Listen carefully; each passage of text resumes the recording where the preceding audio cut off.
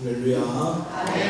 할렐루야. 예배하신 우리 아버지 하나님의 은혜가 저와 여러분과 함께 하시기를 주님의 이름으로 축원합니다.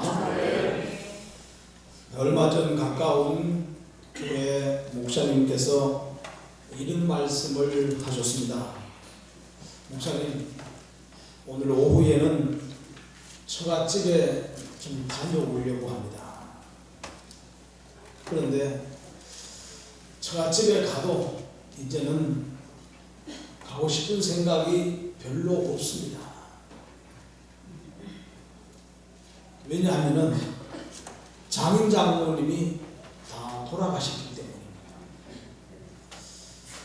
본인의 어머니 아버지도 여러 해 전에 다 돌아가셨고, 장인 장모님도 다 돌아가셨고, 목사님이 처갓집을 가도 힘이 안 난다. 그러면서 저에게 이런 말씀을 하셨습니다. 목사님은 그래도 찾아뵐 부모님이라도 계시니까 얼마나 좋습니까? 그래서 제가 이렇게 말씀을 드렸습니다. 이제는 목사님이 장인이십니다. 세월이 흘러가니까 장인 장모님도 어머니 아버지도 내 곁을 떠나가실 수밖에 없고, 이제는 내가 그 위치에 올라가 있는 것을 보게 돼.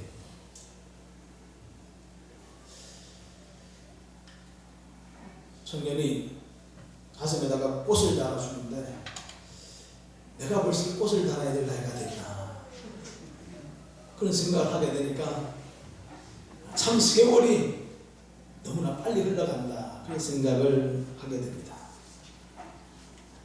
이런 시가 생각이 납니다. 어버이 살아실 때 섬기기 다하여라. 지나간 후면 애달다 어이하리. 평생에 못할 일이 이뿐인가 하노라. 요즘도 학교에서 이 시를 배우는지 모르겠습니다. 어버이 살아계실 때 섬기기를 다하시고, 살아계실 때 효를 다하는 자녀가 되시기를 주님의 이름으로 축원합니다. 금방 세월이 흘러가버리고 내가 그 위치에 올라갈 날이 멀지 않다는 것입니다. 그래서 이런 식구가 있습니다. 나무는 그저 섰고자 하되 바람이 그냥 두지 않아. 자식은 효도하고 싶대 부모님이 기다려주시지 않는다는 것입니다. 나무가 아무리 제자리에 서 있고 싶어도 바람이 계속 불어오니까 이 나무는 흔들릴 수밖에 없어. 자식은 그래, 내가 집만 사면, 직장만 안정이 되면, 자식 대학만 졸업하면은 내가 이제 부모님께 잘 해드려야지. 효도할 굳은 마음을 갖지만은 그런 날에 부모님은 내 곁을 떠나가고, 효도하고 싶지만 효도할 부모님이 있지 않아 애달팔 때가 곧 찾아온다라는 것입니다. 그래서 오늘 본문 말씀 주님께서 뭐라고 말씀하십니까? 자녀들아, 주 안에서 너희 부모에게 순종하라. 이것이 옳으니라. 이것이 옳으니라. 이것이 옳으니라. 자녀가 부모에게 순종하고 효를 다하는 것이 옳은 일이라고 말씀하고 있습니다. 그러므로 주님의 교회 사랑하시는들, 이 성경 구절 한 구절이 수학 공식 100개 외우는 것보다 더 귀하고, 태정태세 문단세 예성연주 민명선 조선 왕조 계보를 외우는 것보다 훨씬 더 귀한 줄로 믿습니다. 그런데 오늘날 부모님들은 효도받기를 포기해버리고 말았습니다. 이 수학 공식 외우는 자식들을 위해서 부모님은 완전히 몸종이 다 되어버리고 말았습니다. 자식이 고3만 되면은 자기가 무슨 천하의 상전인 줄로 착각합니다. 아니, 자식이 그렇게 상전 노릇을 하는 게 아니라 부모가 자식을 그렇게 상전 떠받들듯 떠받들고 있어. 그래 놓고선 이제 와서 자식들이 효도를 안 한다고 푸념을 합니다. 내가 그렇게 교육을 시켜놓고는 이제 와서는 자식이 효도하지 않는다고 한탄을 합니다. 그럼 왜 자식들이 효도하지 않을까요? 이유가 뭘까요? 안 배웠기 때문입니다. 자식들이 사악하기 때문이 아니라라는 것입니다. 그렇게 우리가 생각하는 것처럼 자식들이 못되지 않습니다. 그러나 부모들이 가르치지 않기 때문에, 그러니 자식을 위해 죽도록 헌신을 하고 자기 발등 치는 부모님들이 이 땅에 얼마나 많습니까? 요즘 연세 드신 부모님들이 뭐라고 말을 합니까? 제사는 죽을 때까지 절대로 자식에게 물려주지 말아라. 죽을 때도 꼭 쥐고 죽어라.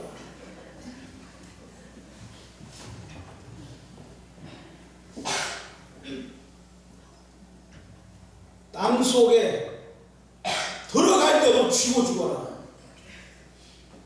왜? 묻다가 마를 수 있겠네.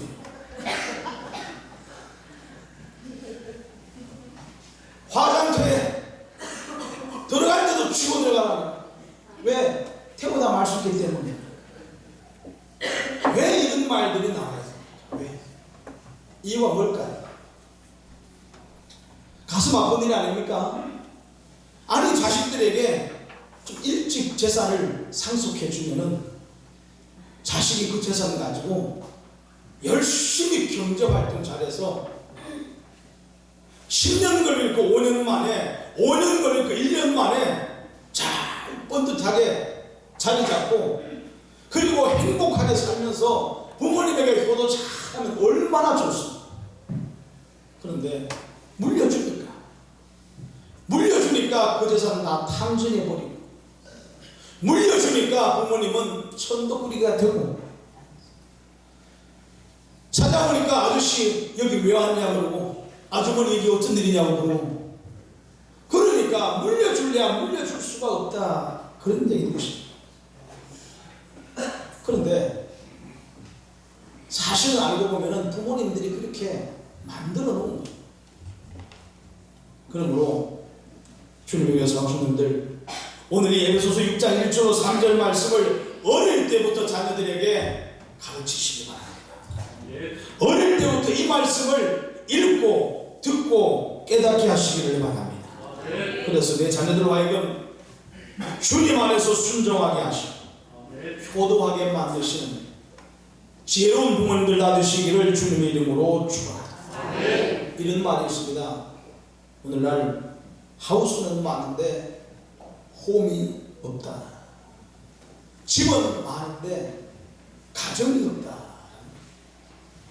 차를 끌고 밖에 나가 보십시오. 집들이 얼마나 많습니다. 크고 작은 집들, 좋은 집들, 우람한 집들이 우리 주위에 얼마나 많습니까? 저기에 누가 다 살까? 수도 없이 집은 많은데 가정은 많지 않다.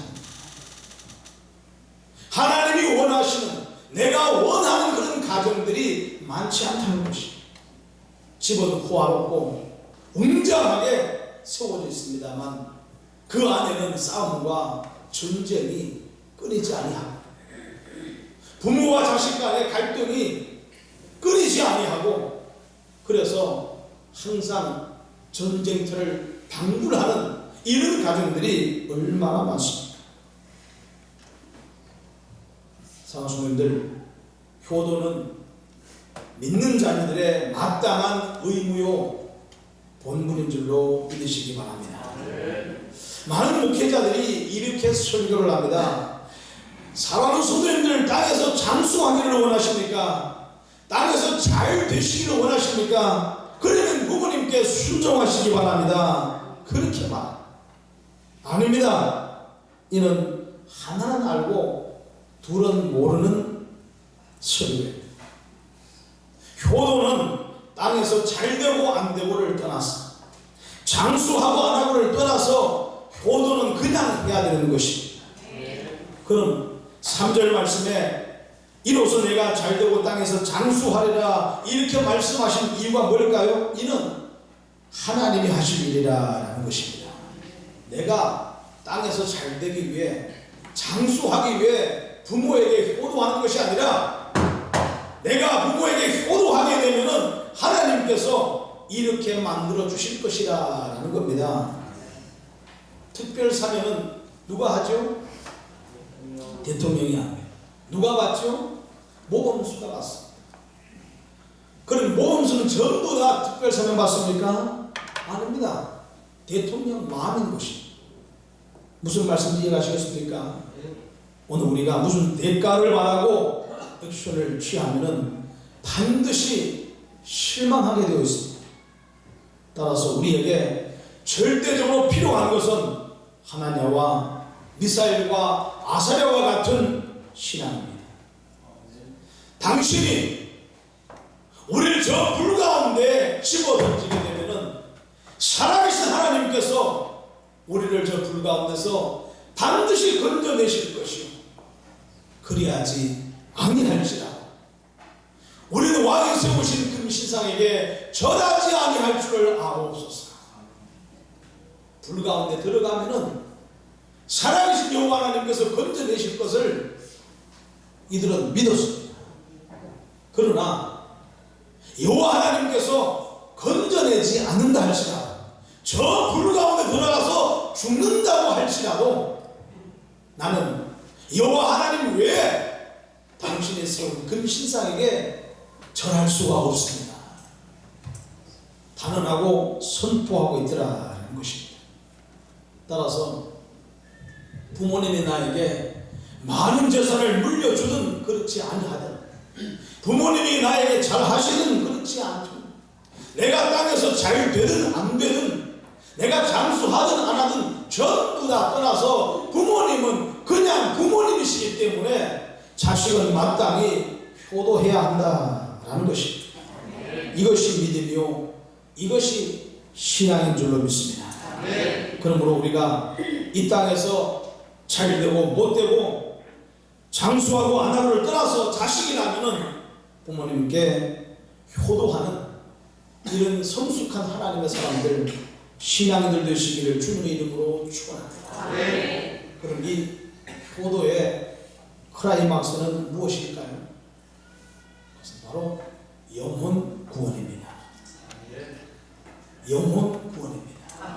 내 부모님을 전도하고 내 부모님을 하나님께로 인도하고 구원하는 것입니다. 믿는 부모님이십니까? 그 부모님의 신앙을 능가하는 자녀들이 되시기를 바랍니다. 불신 부모님이십니까? 불신 부모님을 주님께로 인도하시기를 바랍니다. 내가 천국을 모르면 몰라도, 내가 지옥을 모르면 몰라도, 내가 천국을 알고 내가 지옥을 아는데 어찌 나를 낳아주시고 나를 키워주시고 오늘의 현재 내가 여기 있게 만드신 그 부모님을 지옥에 보낼 수가 있겠습니까? 어찌 천국에 보낼 수 있는 기회를 내가 박탈해버리고 말겠습니까?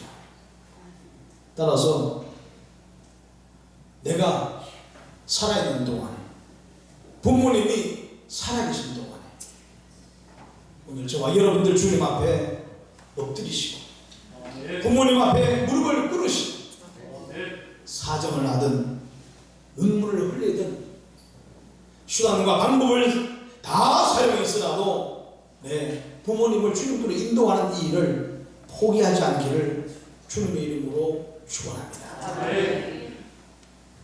어머니의 늙은 사람 찬양을 하는데 찬양은 중간에 갑자기 나의 부모님은 앞으로 몇 년 동안이나 이 찬양을 함께 부를 수가 있을까, 그런 생각을 하니까 목이 막 메어져요.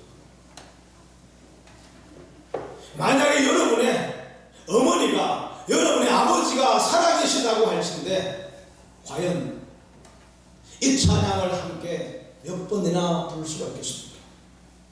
우리 부모님은 아직까지 젊으시니까, 아직까지 건강하시니까, 그리고 내일로, 모레로, 내년으로, 그 다음에도 자꾸 미루시겠습니까?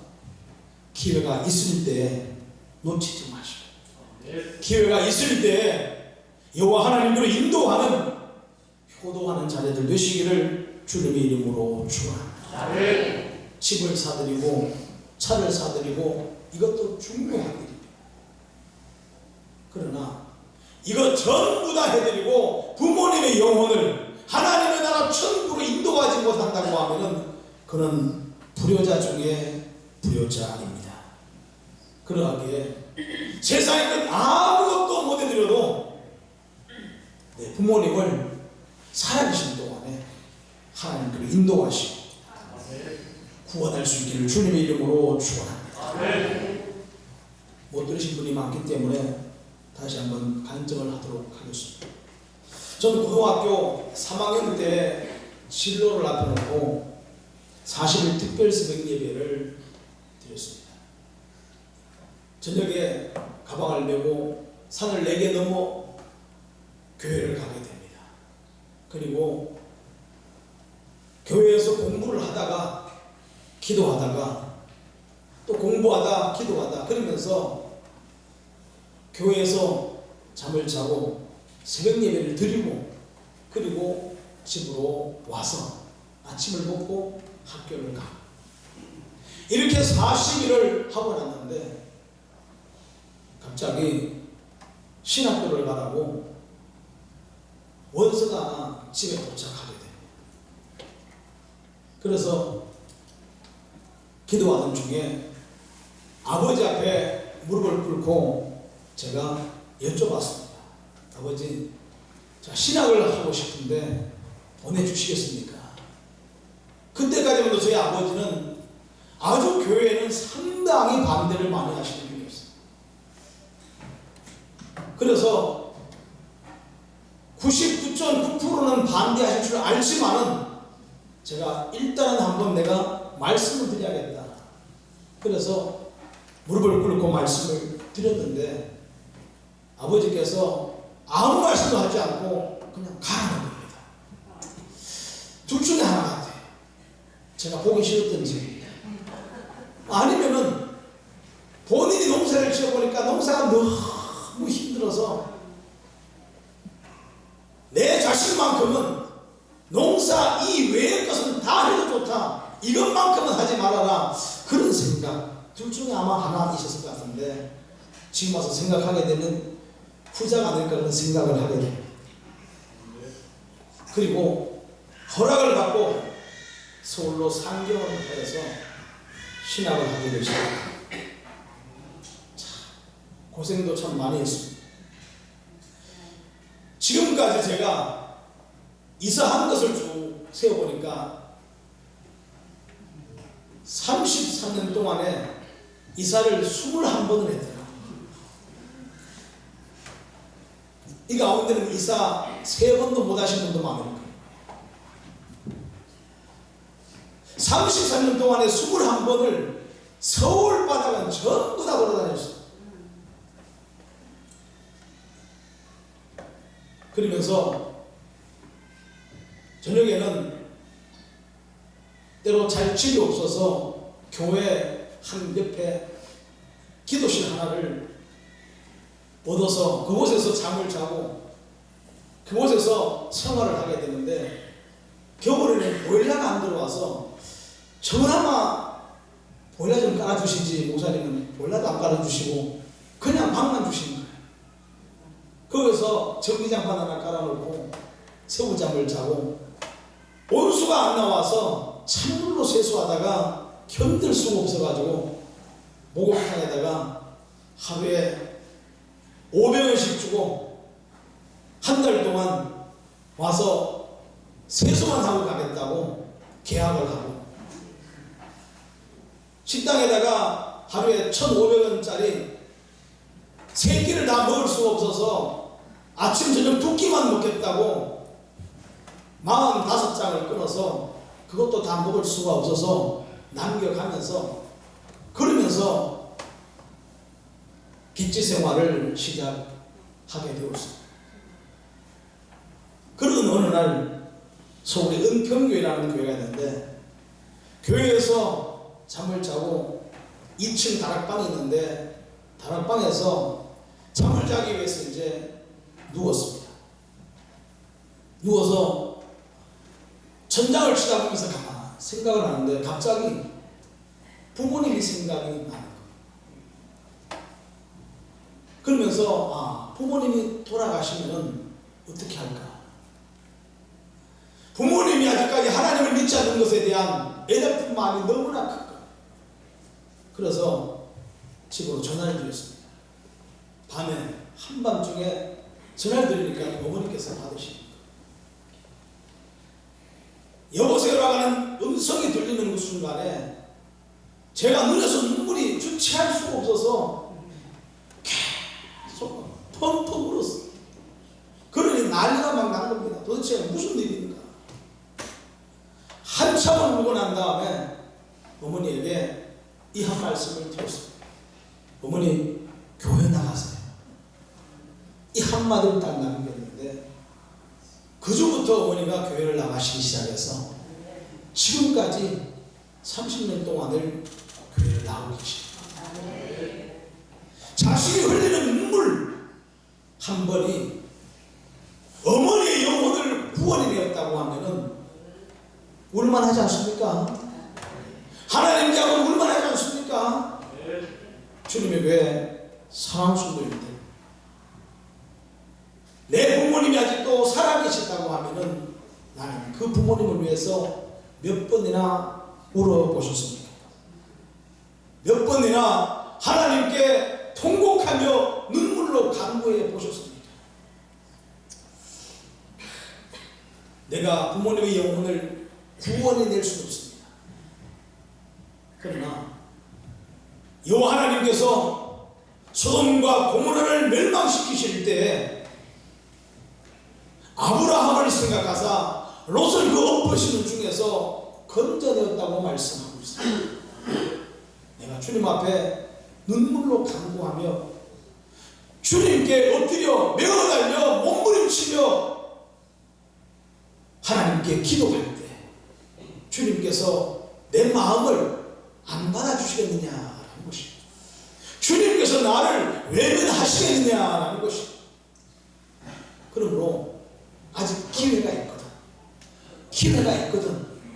주님 앞에 엎드리시고 눈물에 약하신 여호와 하나님 앞에 울면서 기도하시고 그 기도가 주님이 원하신 눈물병에 채워질 때 생각지도 않은 하나님의 응답의 역사가 부어지게 될 줄로 믿으시기 바랍니다. 따라서 2017년도 다가기 전에 부모님이 아직도 살아계시거든 살아계신 그 부모님을 주님께로 인도하는 세상에 아무것도 해줄 것이 없다 할지라도 부모님의 영혼을 주님께로 인도하셔서 천국을 선물하는 이런 효도하는 자녀들 놔두시기를 주님의 이름으로 축원합니다. 축원합니다. 기도하겠습니다.